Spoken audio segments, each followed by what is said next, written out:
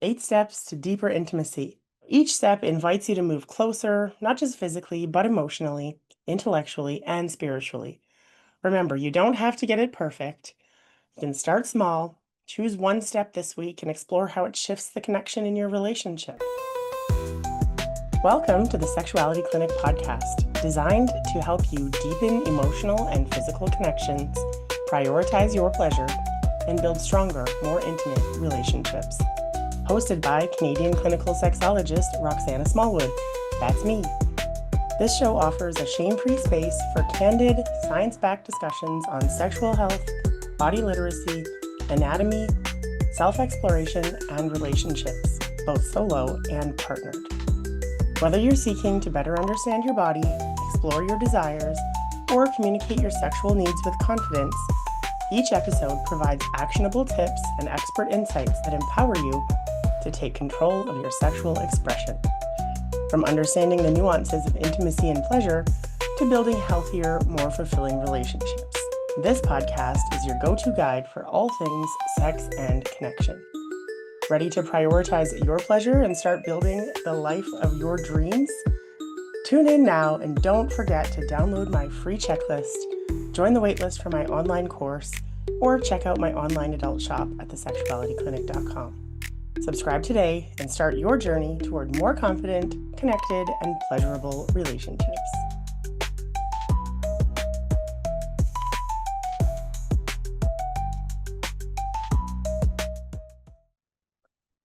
So, welcome to episode 9, where we are going to cover intimacy. Now, before we dive into the 8 steps of intimacy or cultivating deeper intimacy, let's get clear on what intimacy actually means. So when we hear the word intimacy, we often think about physical closeness or about sex. But intimacy is so much more broad than that. It's about closeness, trust, and the willingness to let someone see the real you. There used to be this poem on my grandmother's bathroom door that said, "A friend is someone with whom you can truly be yourself." And there was a whole long poem that went along with it. But the gesture behind this poem was that your true being exposed, which we don't share with most people, if any. You're lucky if you do have a relationship where you feel entirely free to be yourself. That's great. That's a very intimate, lovely relationship. Today, what we're going to talk about is how to increase intimacy. So if you're all set there, great. Keep scrolling, head on to the next podcast. But if you'd like a few tips on how to increase the intimacy in your relationships, even with yourself, sometimes we're not even honest with ourselves about who we truly are. So intimacy shows up in many different forms. There's emotional intimacy, which is the ability to share your feelings, fears, and needs. It's when you feel safe enough to be vulnerable and you know that your partner is going to be listening without judgment. Then there's intellectual intimacy, which involves sharing ideas, perspectives, and engaging in stimulating conversations. This kind of intimacy grows when partners respect each other and challenge each other's thinking. I've seen a number of clients, and I've been in situations myself where a challenge in a conversation is misunderstood as something to become defensive about. So if there's defensiveness happening in a relationship, I know Dr. Gottman talks about defensiveness, stonewalling, and criticism as being the most high predictors of relationship fails or relationship failure to come. So be careful when it comes to getting defensive with someone who's challenging the conversation, right? So you want to be able to challenge each other's thinking. And so intellectual intimacy involves that. Now, spiritual intimacy is another type of intimacy, which may involve sharing values, moral beliefs, or life goals. For some, it includes religious practices, but for others, it's about purpose, mindfulness, or shared meaning in life. And then we're going to talk about physical intimacy, which includes attention and touch, ranging from a hug to sexual activity. It's how we use our bodies to connect, confront, not confront, comfort, and communicate love. Sometimes I do better at this whole podcast thing when I'm just going off the top of my head, but notes keep me organized. So I'll keep using the notes. So, um, today's episode is all about intimacy. So we're just going to keep moving into 8 practical steps to deepen intimacy across any or all of these domains: emotional, intellectual, spiritual, and physical intimacy. These are all different forms of intimacy that weave together to create a strong, resilient relationship. When we nurture these aspects, not just the physical intimacy, we tend to feel more fulfilled, more secure, and more seen. All right, so let's head into these 8 practical steps to deepen intimacy across these domains. So you can use these in romantic partnerships, you can use them in building emotional closeness, or even to enhance your own self connection. I think about some of my friendships as being intimate. I share openly and honestly with friends as well as with my partner, even my children. We have different levels of intimacy in the different relationships we have. So let's explore these 8 practical steps. So the first one is to be present. Intimacy begins with presence. When I've asked a question on what is it that you might like for your birthday, the response has been, your presence is my present. And so it is true to give your undivided attention to an individual, even to yourself, setting aside the distractions. Being present can look like holding someone's gaze, setting your phone aside, or truly listening when someone is speaking. It communicates that you matter and I'm here, right? Presence builds safety and trust. And it's a reminder that we don't need to do anything extraordinary to connect. We just need to show up fully and turn toward whatever it is that we're engaging in, rather than the multiple distractions that today's society provides us. These little phones that we carry around in our pockets and usually in our hands and take them with us to the washrooms and everywhere else we go. Having a little break from our devices can be really great to improve connectedness. Suggestion 1 is be present. Now, suggestion number 2 is to be curious. Curiosity keeps intimacy fresh, keeps it alive. Instead of assuming you already know your partner, ask questions and invite new conversations. So, what excites you lately? Could be a question you might ask. Or, what do you daydream about? This openness fosters intellectual and emotional closeness, and curiosity is a wonderful antidote to disconnection.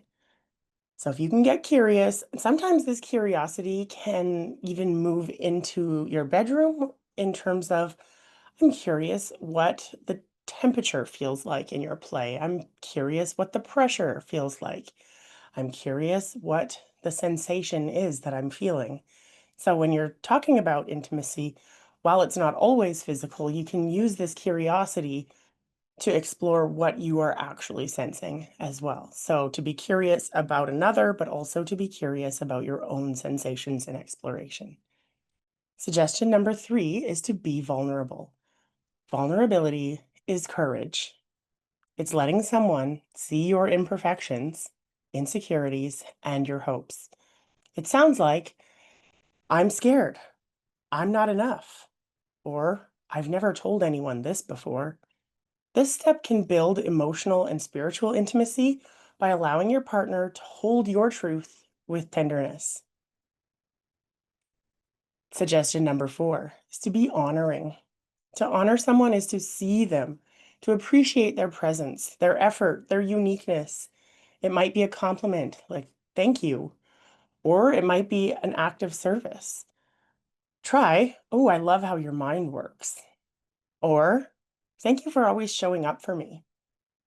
This step can nurture emotional, spiritual, and even intellectual intimacy. Sometimes this can be a way that someone feels appreciated in their home life. Often, when I see clients who are maybe in sexless relationships or struggling to connect with intimacy or physical intimacy, there's a bit of a disconnect in the household management in their home, or maybe they've got a new baby, and maybe someone is feeling underappreciated, although you've got to be careful with the words you choose because some words put blame on someone else. So if you feel underappreciated and you express that, that's kind of like saying you don't appreciate me. So come up with words that are careful in how you express so as to not put blame on the other, right? You could be feeling lonely or alone. You could be feeling like you need more connection. You could be feeling like you would like to be appreciated. Again, that's another tricky one. So on the top of my head, I'm not coming up with the best words to fill that sort of need for appreciation. But, sometimes I say to my partner that my Tim tank is empty. And that doesn't mean there's a physical tank. It's like, hey, give me something here. I need a little bit of connection with you. I'm feeling disconnected. So you can go ahead and use, put your partner's name in the Fred tank, the John tank, the Sammy tank, whatever it is. Honor your partner and honor your own contributions as well, because I know during life changes and big events like childbirth, there's significant change in all aspects of your life. And it may feel like you're not being productive or accomplishing much, but in many cases, you don't need to be seeing the accomplishment. It's about the connection and the new change and feeling supported in the choices you've made or the actions that you're taking. So, suggestion number 5 is to be accountable. So, being accountable means taking responsibility for your actions, your words, and impact. It's the opposite of defensiveness. So, admitting that you were wrong is a great way to be accountable. I didn't fall through on that. I'm sorry. This can create safety in a relationship and keep trust intact. Trust is a core ingredient in any form of intimacy. If I may suggest that you do everything in your power to keep trust intact, you will be in a better position, even if it's seemingly a white lie. These can really build in a partner's mind. If they've caught you in a white lie, then what else are you lying about, right? So keeping trust intact, admitting when you are out of line, from what I've learned, when there has been a regrettable incident or an argument, something that you obviously would rather it didn't happen, the trust and the connection is in the repair, right? So you want to talk through these. Be afraid if you do not have the ability to communicate your feelings from a previous experience. So if that gets dismissed, consider that a bit of a flag to watch out for, right? So you want to be able to address when you felt there was a wrongdoing and talk through it, not in a defensive or stonewalling or critical way, but to share feelings, I statements, I felt this, I feel that, and then to make sure that there's an opportunity for repair. The repair is where the relationship builds, and that's where you can hopefully avoid future regrettable incidents. Suggestion number 6 is to be sensual. Sensuality is presence with your body. It includes gentle touch, eye contact, shared breath, and engaging the senses. Now, this doesn't mean sharing exact breath, but sometimes breathing in a similar pattern or copying, even without them knowing, sharing a breathing pattern can really be quite connecting. Try to get into the same energy and space together and be sensual is really quite beneficial. So it's about slowing down and letting yourself feel. Sensuality creates a bridge between physical and emotional intimacy, and it can be experienced alone or with a partner. Suggestion number 7 is to be playful. Play is deeply intimate. It lowers our guard, it boosts oxytocin, which is the feel-good hormone, and it brings joy. So whether it's being silly, flirting, or trying something new in bed, play fosters connection without pressure. In long-term relationships, this often gets forgotten, but play really is a superpower. I like to consider adult play It's like you're having a play date with your partner, right? We don't need to think about foreplay as if it's something happening before the main event. I would love to rewrite the narrative that, sex is play. You're just being your most authentic, true self with a partner or exploring solo. And to be playful and curious can really make the experience more enjoyable. And we do what we enjoy, right? So if you're not having fun, you're probably not desiring your sex or sexy times. Trying to identify what it is that you do enjoy can help you to experience more pleasure. And then, of course, to communicate what it is you enjoy to any partners or to be honest with yourself about it. Now, on to number 8, be adventurous. Okay, so adventure means embracing novelty. That could be trying a new sexual experience. It could be traveling together, or it could be asking a daring question.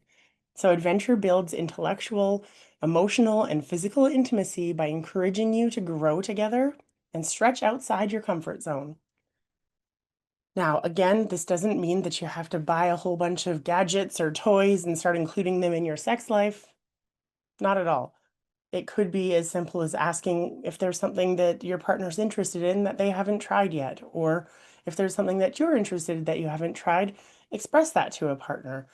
This could be the way that you spend your date. It could be how you spend your time together in bed, and it could be what you do while you're on vacation. There's so many options when it comes to adding adventure.